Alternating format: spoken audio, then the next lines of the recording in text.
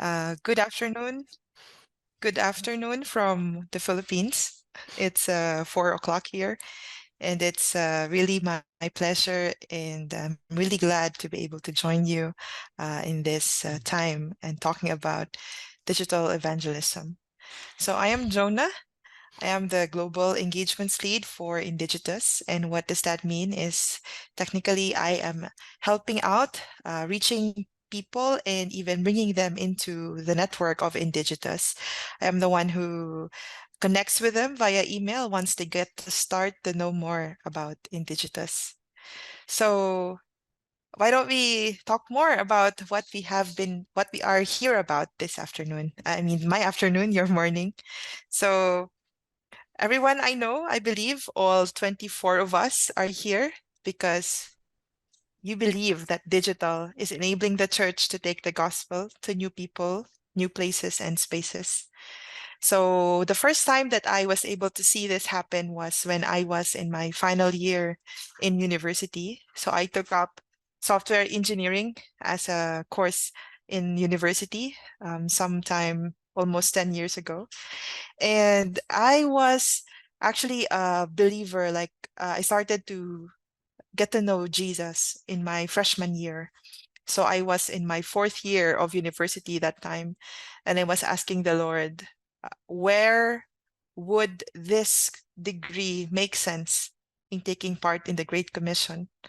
And during that time, Facebook just started, and I was just making sense of playing Farmville, if you are familiar with that, or sending out photos and tagging people and making sense of sharing song lyrics in my newsfeed.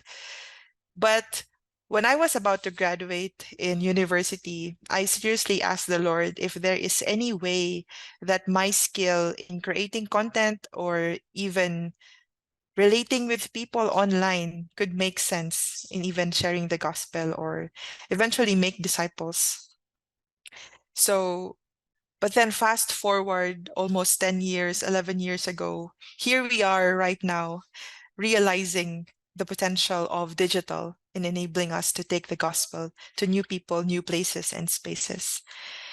So, the stories that you will be hearing from me is going to share or express this very statement. To reach people no one else is reaching, we must do what no one else is doing. To reach every person, we often have to try different approaches. For the sake of the mission, we may need to step out of our comfort zones, to move in faith, and to try new things. But we go back to the real sense of it all because at the end of the day, what we ultimately desire is to bring the unchanging gospel in a changing generation. So let me start with this story. So as you know, and as Simon has told you, I am from the Philippines, and Philippines sit in a certain part of the Pacific Ocean, and we are a set of islands. And my country actually, or the people in my country, whom we call Filipinos, are very fond of social media. And so fond that we are actually that on the top four of the most of the countries that who use most of social media, because we spend I think around 2 hours and no, we spend 9 hours actually on the internet, and 2 hours of that is social media. And let me start by sharing to you a story of a Facebook page we call Boiling Waters. Yes, boiling, the boiling point, the water, and waters. And Boiling Water stands for no lukewarm relationships. That's why it's boiling. And because of social media and the behavior of Filipinos in our country, it's usual for us to find news and even look for our legitimate needs online. And one of that need would be for relationships. And this page, Boiling Waters, uses memes, memes, funny images online, humor, and very relatable content. And they have reached 2 million followers since they have started in 2015. But at the heart of Boiling Waters is actually a safe space where people could explore life's questions and decision making in relationships that would eventually lead them to their next best step in knowing Jesus. So I want you to meet Sarah. So Sarah is a follower of Boiling Waters. She gets relatable content out of that page, and she is struggling with self-harm. And actually, one evening, she was thinking about ending her life. And one evening, she connected with Boiling Water, sent a message there, and some ladies who were helping out behind the Facebook page received her messages. And after a series of conversations, Sarah learned about the gospel. She got to hear about meeting a community of people who can help her navigate this struggle. And from Facebook, she got to go to church. And from being hopeless, she found hope in Christ because of the people who were stewarding that page that would just share fun and humor. And then because of that, she got to be led to someone who helped her to get to know Jesus. And eventually, after a year, Sarah again shared message Boiling Waters to say that she has been growing and thriving in the community that she was plugged in. So needless to say, these words and the time that those ladies have spent talking to her, and of course the power of God, changed Sarah's life forever. But for Sarah to find that connection, there needs to be a website or a web page, and there needs to be a plan and a strategy and even consistency to create content. So we need to create those digital stepping stones for people like Sarah who are searching for God. Another picture of bringing the gospel in the digital space is this group of people right here in a country near mine, which is Thailand. So as you know, Thailand is one of the countries where there is a little of people who follow Jesus. So it's a the Christians there are very minority group. But praise God for the people that God has raised up in their country who are using digital in terms of Facebook pages to lead people to get to know Jesus. So recently, there was a Christian actress who died because of they believed it to be like foul play and something like that. So because she was a celebrity, the way that she was honored when she died was publicized online.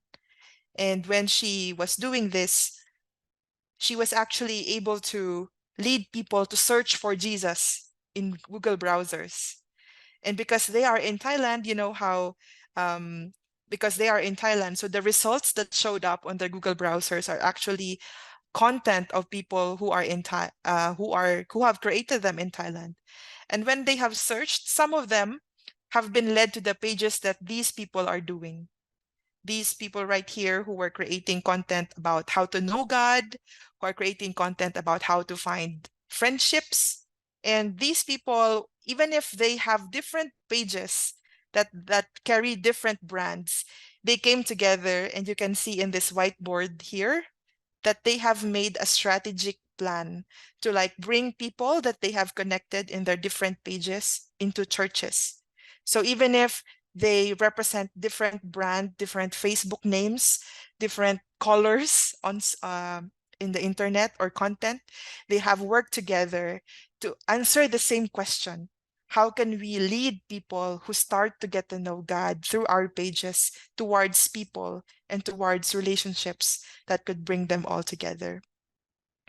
And that is also another way that the evangelism is being done online in this space. And also, I have also about to mention that Boiling Waters has also been doing their Spotify podcasting.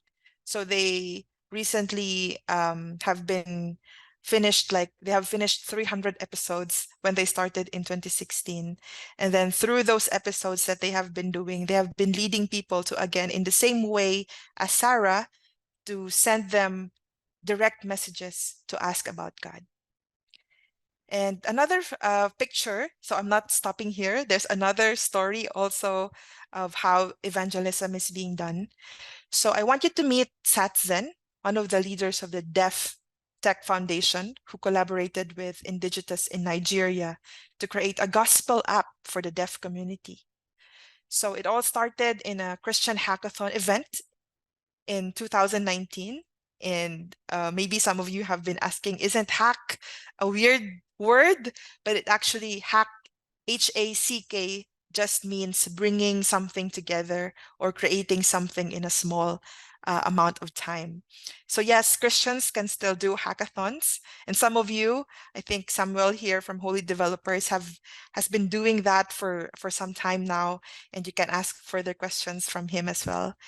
So for the uninitiated at a missional hackathon, usually what happens is someone presents a problem or a challenge to solve, and then they bring together another group of people who come as problem solvers, who would use all of their gifts and who would use their talents and resources to come up with ideas and solutions.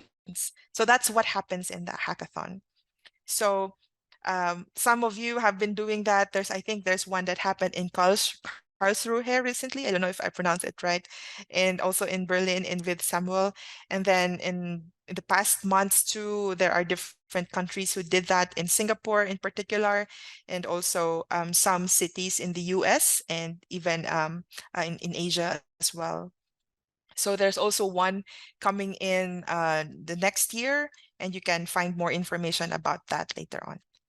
And then, so this is what they made. They came up with a gospel presentation in sign language because they have seen that they don't have that to share to their group of people.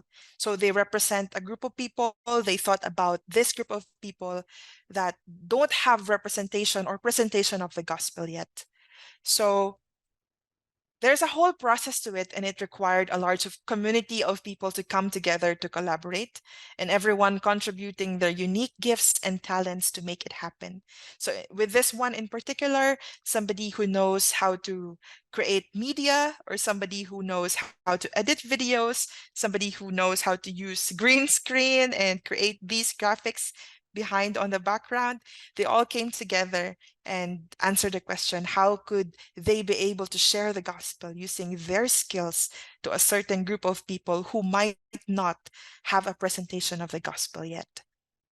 So yeah, you might be asking, okay, so how did these people come to know, or how did these people come to collaborate? But before I answer that, one final story now on the east, closer to where I live. So in this realm of church in one big country, some church pastors and leaders, servants of God who are undeterred by the challenges that they face in this country, like restrictions, censorship, persecution, and more. There's a brother who's named Lynn who truly loved the Lord, who is fearless and creative. So the reality of the difficulties of getting their websites blocked, what he does is he sets it up again, but this time with another name. And every time their posts get blocked, they get around it in another way. And they just want the truth of God to get out there. So for the millions of people in this country, that really helps because it would lead them to read, watch, listen, and engage with content.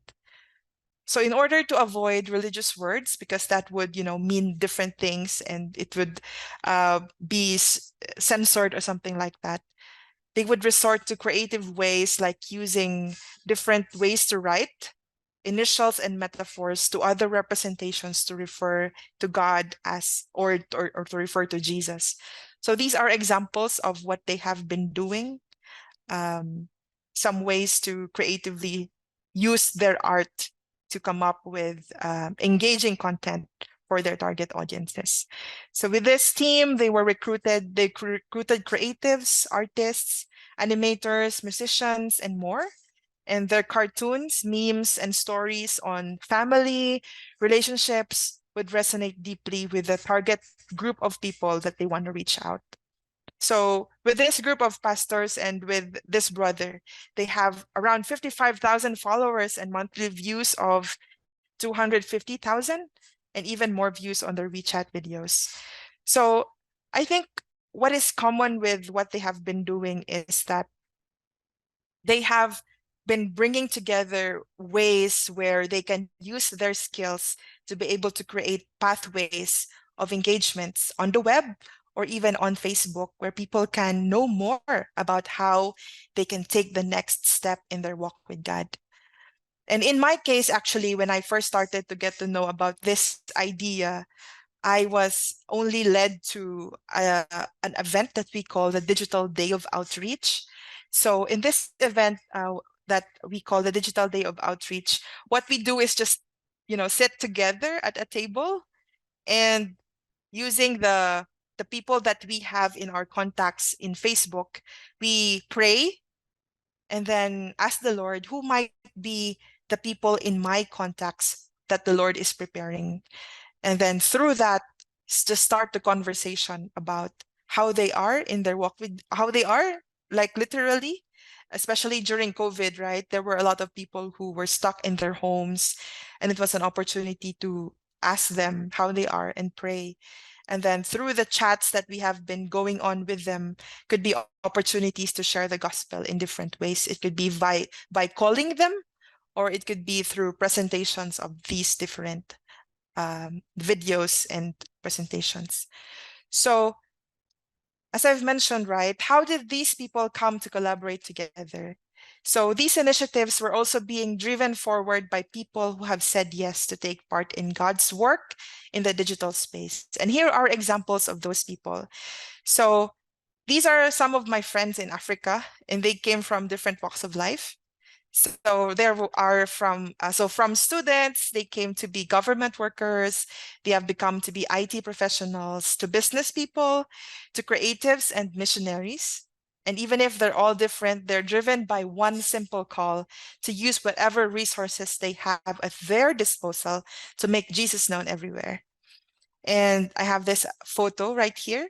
So Yomi, this brother, yes, the one in circle, he actually left his IT business because he sensed a clear call from God to use his very specific talents to help shape ideas and projects that can make a difference. He is now the leader of Indigitous Nigeria movement, and because of him, Santsen, the guy who made the videos with his deaf friends, because of Yomi, they get to have a simple way. His deaf friends could now have a simple way to learn about Jesus. So God used him and the community that he has brought together to equip the saints to be more ready and prepared to engage the digital world. So currently, Yomi leads the people to use their social media tools to share the gospel as well, however it would look like. So once a year, he also hosts this Go movement where they use different videos like together. He engages different people in his country to like, how would it look like if for one day, every one of us share content online that talks about Jesus? So that would mean like enabling people to share verses that might be important to them, or it would enable people to share a movie about Jesus that has been moving to them, and then engage people in their digital neighborhood. I call that digital neighborhood, those who follow you on Instagram, Facebook, or YouTube, to be able to see what you would like them to see or hear more, or even engage with you topics in spiritual matters. So all these stories are God's stories, and it's my privilege to just share them with you. So, but these stories also remind me that we also need to go where people are. So for this fundamental principle of missions is simply this: we go where people are. And that is the very heart of missions. In my country as well, there is also a group of people who are reaching out to gamers, and they're actually using their time to play games, to use also the streaming platform called Twitch to engage the viewers, that in that while they are playing games, they are talking to the people who are watching them and like just asking them how they are, and eventually would lead to conversations of like, how can I pray for you? And this way, even if they're playing games, as long as there's somebody who is there at the other side of the screen, they are still able to go where people are and eventually share the gospel with them. This is a fun photo. So Sometimes going where people are could mean carrying a tablet to remote places and sharing Jesus' love through the Jesus film. So that's also one of the ways that you can do that, by like really bringing your gadget and like using that and sharing your phone or your tablet to another person. So this guy is actually one of our friends in the network. And he lives in Chad in Central Africa. And he has to travel for hours along long, dusty roads or to ride on a boat to find these people whom you can see together with him in the photo right now.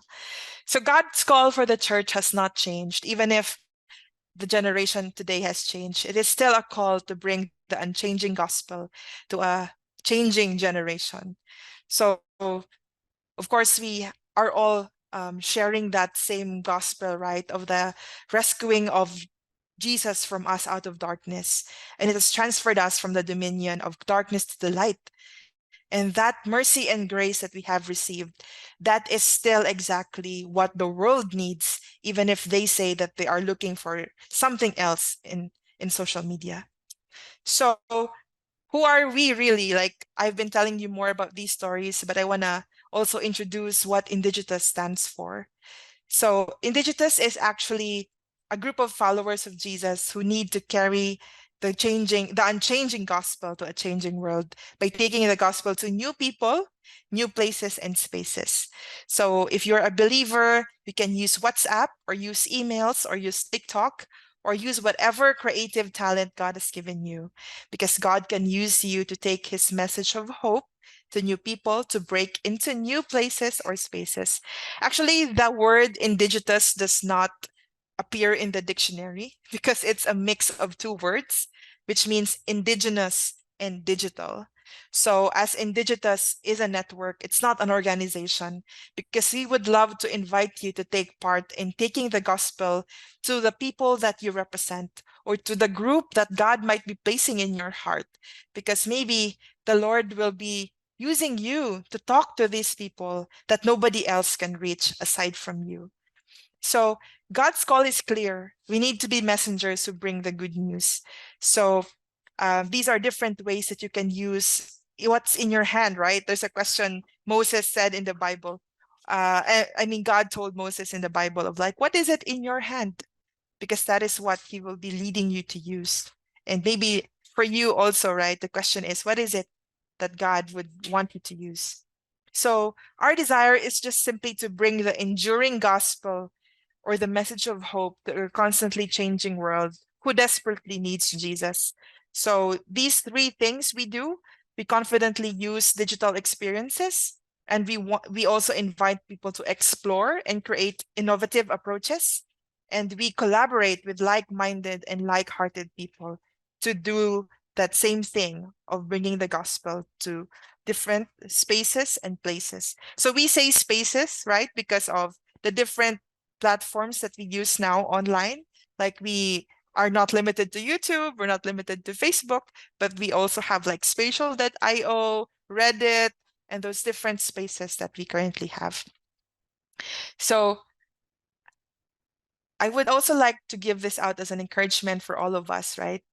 That the times are changing right now, but right now we are on the fourth era of missions. And it was Ray Davis, a Baptist missionary, who said this, that there is now the fourth era of missions, where the world has now opened up. And it says here, the fourth era introduces a new dynamic. Unleashed by the connectivity technology provides, it gives every disciple the opportunity to play a part in the Great Commission. And how does this speak to you? And what part would you like to play? So this is what I leave with you as we think about connectivity and digital evangelism right now in this generation. Thank you very much.